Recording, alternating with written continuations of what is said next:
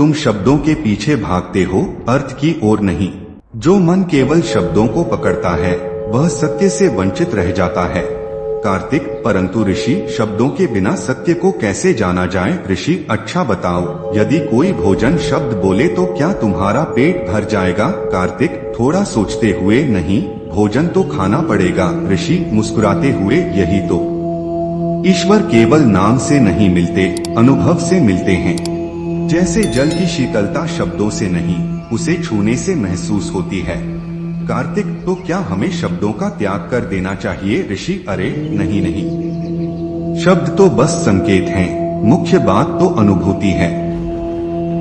जैसे कोई traffic signal देखकर गाड़ी रोकता है, वैसे ही शब्द केवल दिशा दिखाते हैं, लेकिन यात्रा तो करनी ही पड़ती है। ऋषि पुत्र, संसार में दो तरह के लोग होते हैं, एक वो जो हर चीज से लड़ते हैं और एक वो जो प्रवाह के साथ चलते हैं। कार्तिक, तो कौन सही है? ऋषि, अच्छा, एक नदी में बाढ़ आई, दो तिनके उसमें बह रहे थे।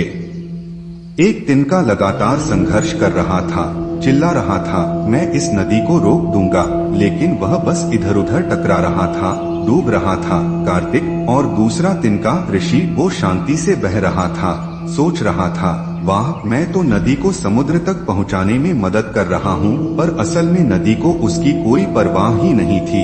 कार्तिक हंसते हुए, तो पहला तिनका बहुत ज्यादा जोश में था और दूसरा खुद को जरूरत से ज्यादा महत्वपूर्ण समझ रहा था।